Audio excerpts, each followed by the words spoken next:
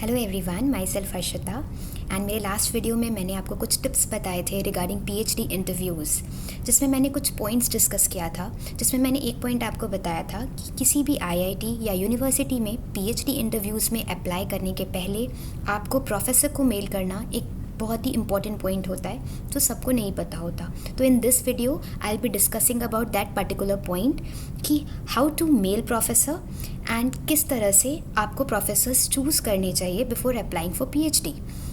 Like I am a chemistry student, तो chemistry में भी आपको पता है 3 टॉपिक्स होते हैं, इनऑर्गेनिक, ऑर्गेनिक एंड फिजिकल। तो अभी किसी भी आईआईटी या यूनिवर्सिटी में अप्लाई करने के पहले जैसे आपका जो भी सब्जेक्ट इंटरेस्ट है, सपोज़ फिजिकल केमिस्ट्री और इनऑर्गेनिक केमिस्ट्री, तो आप लेट्स से आईआईटी मद्रास और आईआईटी बॉम्बे जहाँ भी अप्लाई कर रहे हो, आपको उसमें डिपार्टमेंट ऑफ केमिस्ट्री में जाना है या आपका जो भी फील्ड है उसमें।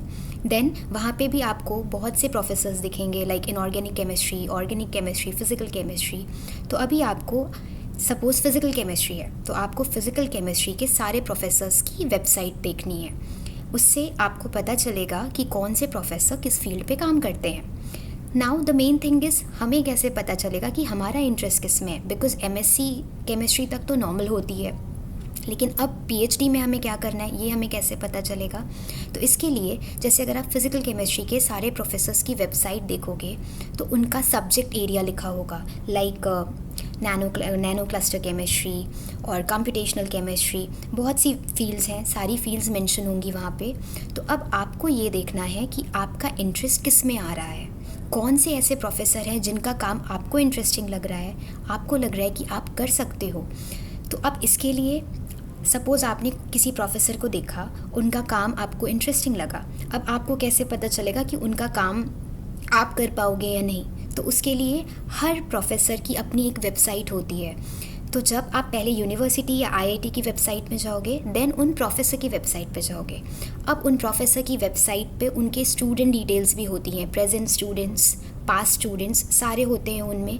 तो अब आप उनके काम को भी देख सकते हो जितना अवेलेबल है उनकी वेबसाइट पे। तो आपको एक हल्का फुल्का आइडिया लग जाता है कि हाँ, वो प्रोफेसर एग्जैक्टली किस फील्ड पे काम कर रहे हैं। तो इन दिस वे आपको समझ में आएगा कि वो किस टॉपिक पे काम कर रहे हैं और क्या आपका इंटरेस्ट उस टॉपिक पे आ रहा है।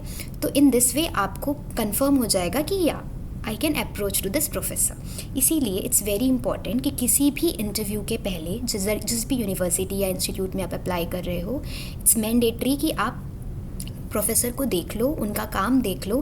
बिकॉज इंटरव्यू में पूछा भी जाता है कि क्या आपकी कोई प्रेफरेंस है, क्या आपने किसी प्रोफेसर से बात की है, मेल किया है, और अगर किया है तो क्यों किया है। तो आपको उनकी फील्ड के बारे में ज़्यादा नहीं बट एक बेसिक नॉलेज होना चाहिए कि हाँ सर, मैंने अगर इनको चूज़ किया है तो क्यों किया है। देन उसके बाद इट्स वेरी इंपॉर्टेंट कि आप मेल कैसे करते हो प्रोफेसर को। That I will tell you in my next video, but in this video सिर्फ मुझे ये बताना था आपको कि आप किस तरह से एक प्रोफेसर को चूज़ कर सकते हो, कैसे अप्रोच करना है उनको आपको। तो इट्स वेरी इंपॉर्टेंट कि आपका इंटरेस्ट उनकी फील्ड में आना चाहिए।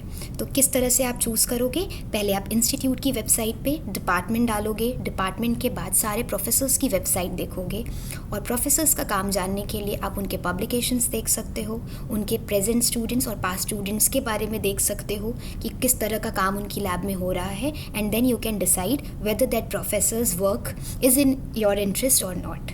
So thank you, and we'll meet you in the next video.